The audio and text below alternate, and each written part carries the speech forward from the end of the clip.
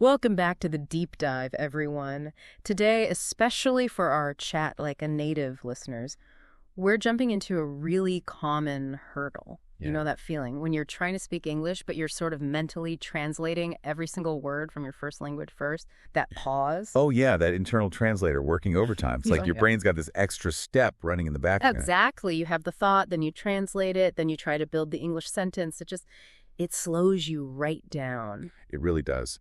And it can make conversations feel, well, awkward instead of smooth and confident. Totally frustrating, especially when you feel like you know the English, but getting it out feels clunky because of that hidden process. Well, the good news is we've looked into some really interesting ideas, some practical techniques, almost like little brain hacks to help you bypass that translator. Hacks. I like the sound of that. Yeah, so if you've ever wished you could just, think directly in English and have the words flow more naturally. Which is pretty much everyone learning a language. Right. Then you'll definitely want to stick around for this deep dive. We're going to unpack some really actionable stuff. Okay, let's do it. So first things first. Why is translating in your head such a barrier? Let's really understand the core problem. Well, the fundamental issue is really about cognitive load. Yeah. Your brain is essentially doing two jobs at once. Two jobs. Yeah. First, processing the thought in your native language, and second, converting or rebuilding that entire thought into English. It's just not efficient for talking in real time. Right. It's like trying to juggle while riding a unicycle. Possible, maybe, but slow, and you're likely to drop something. That's a good way to put it. And the results, well, they're pretty clear. It makes your response time much slower. Conversations feel sluggish. And importantly, it leads to errors because literal word-for-word translations, they often just don't work in English. Oh, yeah, especially with idioms or common sayings. You translate it literally and it sounds, well, bizarre.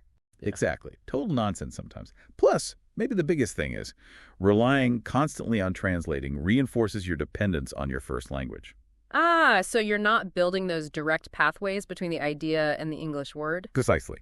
You're always going via that middleman language, your L1. So the goal then is what? Build a direct highway. From thought straight to English. Cut out the middleman. That's the idea. We want to train the brain for automatic English processing. That's where fluency really kicks in. You think more clearly in English, you feel more confident responding right away. Okay. And the core concept we found running through the material is developing what's called an instant answers mindset. Instant answers mindset. Okay, sounds catchy. How's that different from just, learning vocabulary and grammar? It's really about the response. It's about training your brain to react reflexively in English. So when you encounter a situation or a question, the English comes out almost automatically without that conscious translation pause. Like saying hello or thank you. You don't translate those, right? Exactly. Perfect example. For those basic phrases, you likely already have that instant response. The mindset is about extending that automaticity to more and more of your English. So it's about making the response a reflex, not just knowing the information. Yes. There's a great analogy used. It's like reaction drills in sports. Okay. Athletes practice reacting instantly to a stimulus, a ball flying towards them, an opponent's move, until it's not a conscious thought. It's a trained reflex. We're aiming to do something similar with our language brain for English. I like that. Training language reflexes. Okay, I'm sold on the concept. Let's get into the practical stuff. These hacks to build the instant answers mindset. Where do we start? Okay, a really foundational one is self-questioning and rapid response. Sounds simple, but it's powerful. Yeah. You basically ask yourself simple questions throughout your day. Things like, what am I doing right now? Or what do I see? But the key is you have to answer mentally in English. Okay. And you give yourself a really strict time limit, like maybe 3 to 5 seconds. Whoa, okay, so the pressure's on. Why the time limit? That's the crucial part. That pressure forces your brain to bypass the translation step. You literally don't have time to think in your first language and then translate. Yeah. You have to grab the English directly. Ah, so you're forcing a direct retrieval, even if the answer isn't perfect initially. Exactly. You might start with just a single word. Cooking, window, tired. Then you build up. I am chopping vegetables. I see cars driving past. I feel quite tired. Right. The insight here is that this rapid forced recall trains your brain to access English quickly under pressure. It builds that reflex. What if you just blank, can't find the word in 3 seconds? That's totally expected. And it's valuable information. The recommendation is to make a quick mental note or even jot it down later. got stuck trying to describe the sunset.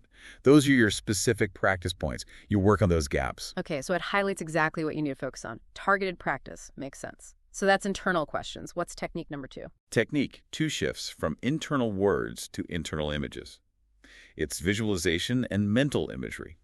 This one tries to short-circuit translation by linking concepts directly to pictures and then to the English word. So instead of thinking the word dog in my language, I picture a specific dog. Exactly.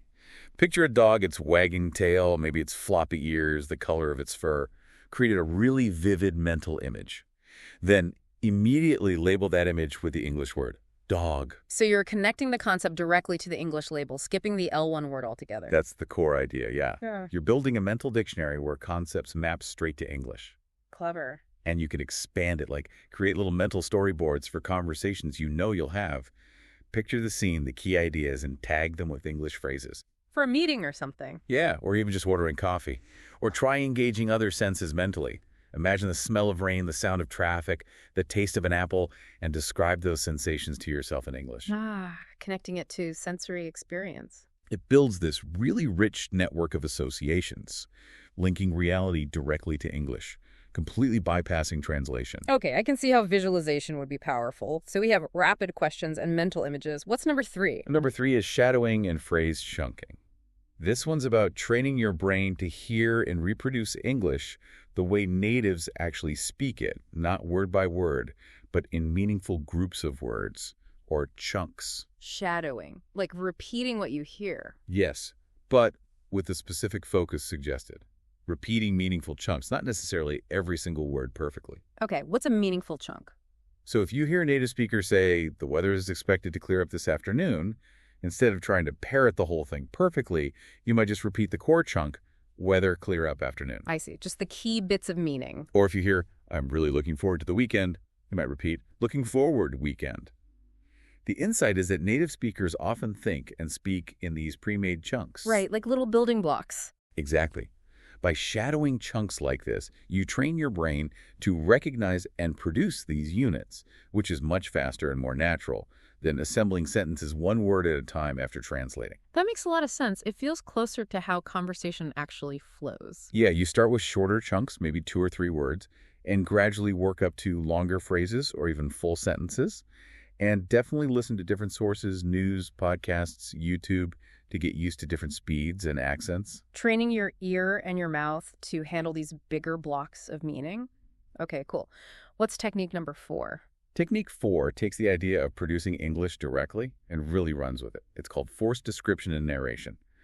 The goal here is basically to make yourself speak or think in English as much as possible throughout the day. Force yourself. How? Well, one way is object narration. Pick anything around you, a pen, a chair, that plant over there, and just start describing it, aloud or in your head, but in English. What does it look like? What's it for? Where is it? Just constantly observing and verbalizing in English. Yep. Another method is activity commentary. As you're doing everyday things, making breakfast, walking down the street, narrate what you're doing in English. Okay, now I'm opening the fridge. I'm looking for the milk. Ah, there it is. Like doing a running commentary on your own life.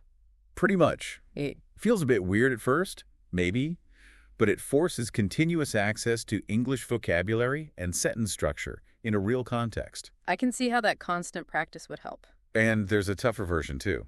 The reverse translation challenge. Read an English sentence, maybe from a book. Cover it up. Then try to say the exact sentence out loud from memory. Ooh, that sounds hard. Yeah. Testing recall. It really tests if you've processed the structure directly in English. The main point of all these description narration techniques is to actively push your brain to operate in English, breaking that default habit of translating first. Okay, forcing production. Got it. What's technique 5? Technique 5 is about immersing yourself using monolingual tools and journaling. It's about creating an English-only zone for learning and thinking. Using English to learn English. Precisely. A key tool here is an English-only dictionary. When you look up a word, you read the definition in English, not in your native language. Ah, so you're understanding the word within the English system itself. Exactly. You build connections within English, strengthening that network, rather than constantly referring back to your L1. The insight is you deepen understanding by staying inside the target language. Makes sense. Keep the L1 out of it. Yes. And daily journaling is fantastic for this. Just 10 or 15 minutes a day.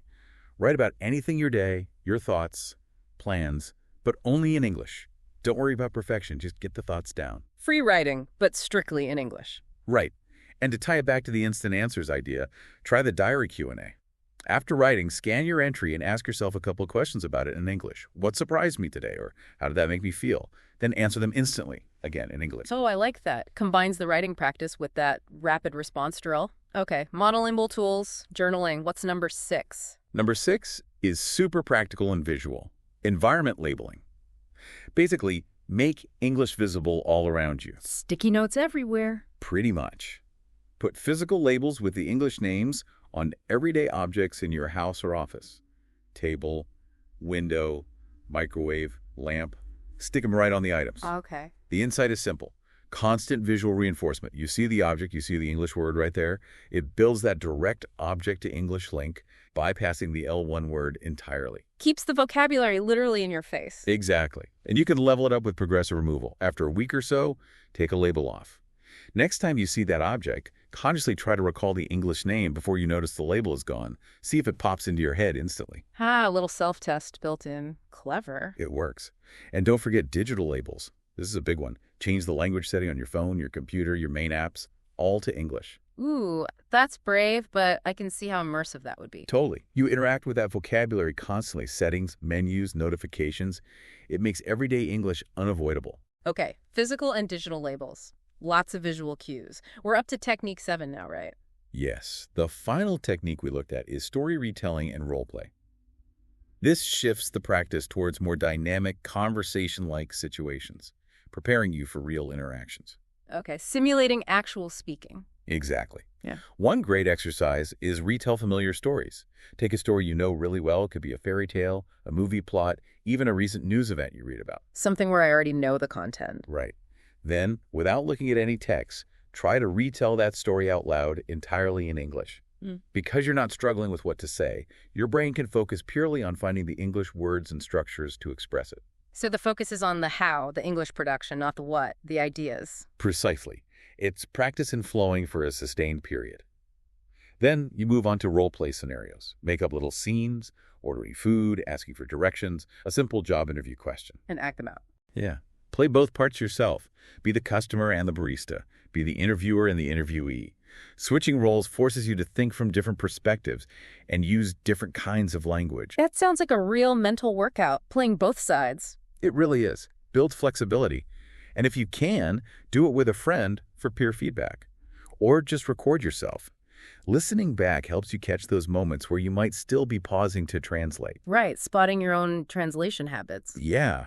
So these role plays and retellings really help bridge the gap between isolated practice and actual fluent conversation. Wow, okay. That's a really comprehensive set of techniques, from internal drills like self-questioning and visualization to external things like shadowing and labeling, and then into active production and simulation. It covers a lot of ground. They all attack that translation habit from different angles. But, I mean, that's 7 different techniques. How does someone realistically fit all of this into a normal busy day?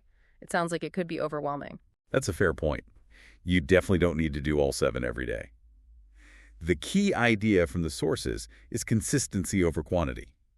Find ways to weave small bits of practice into your existing routine. Like what? Give me some examples. Okay, how about a morning mindset routine? While you're brushing your teeth, ask yourself one simple question in English, like, what's one goal for today? And answer it instantly in your head. Takes 30 seconds. Okay, tiny habit. I like it. Or commuter drills. On the bus or train, spend literally 2 minutes looking out the window and rapidly describing things you see in English. Short burst. Blue car. Woman walking fast. Big sign. Using that dead time effectively. Exactly. Or media multitasking. Listening to an English podcast while you're cooking. Pause it every few minutes and quickly summarize the last bit out loud in English. Just a sentence or two. Integrating listening and speaking practice into chores. Right. It's about finding those little pockets of time and consistently applying 1 or 2 techniques. It doesn't have to be hours. Frequent short bursts are often more effective for building habits. Consistency is key. Got it. But how do you stay motivated? Language learning can feel slow sometimes. How do you know if these hacks are actually working? Yeah, tracking progress is super important for motivation, especially when you hit those plateaus. The sources strongly suggest setting SMART goals. Specific, measurable, all that. Exactly. Not just, I want to think faster in English, but something like, by the end of the month, I want to be able to answer 10 self-questions in English within 30 seconds. Something concrete you can actually measure. Okay, specific targets. That makes sense. You could also keep a simple fluency log, just a quick note each day or a few days. Tried shadowing today, felt smoother, or struggled with describing my lunch using activity commentary. It tracks your effort and your subjective feeling of progress. Like a little diary of your practice and how it felt. Exactly. And probably the most powerful thing, self-assessment tests. Record yourself doing a specific task, maybe describing your room, or retelling that familiar story every week or two. And compare the recordings. Yes. Listen back to the recording from 2 weeks ago than the latest one. You will hear the difference in speed, hesitation, confidence. Actually hearing that progress is incredibly motivating. Yeah, I bet seeing or hearing that concrete improvement would really keep you going. It really does. And finally, don't be afraid to adjust and iterate. If one technique starts feeling too easy, make it harder. If another one just isn't clicking for you, swap it out for a different hack for a while. Keep it fresh and challenging. So track it, measure it, and adjust as needed. That's how you stay on track and see the results of building that instant answers mindset. This has been incredibly helpful. We've gone from understanding why translating in your head holds you back to exploring a whole toolkit of really practical exercises, these hacks designed specifically to train your brain to skip that step. It's all about building that direct pathway. Yeah. Concept straight to English. That's what leads to smoother, more natural conversations. That's how you get closer to really chatting like a native. So for everyone listening who feels stuck in that translation loop, remember these techniques. Rapid self-questioning, visualization, shadowing chunks, forced narration, using monolingual tools, labeling your environment, retelling stories, role-playing. And integrating them consistently, even in small ways, and tracking your progress. Absolutely. It's about retraining your brain step by step. So, thinking about everything we've discussed today, here's a final thought. What's just one small technique, one tiny hack that you could realistically try incorporating into your day starting right now?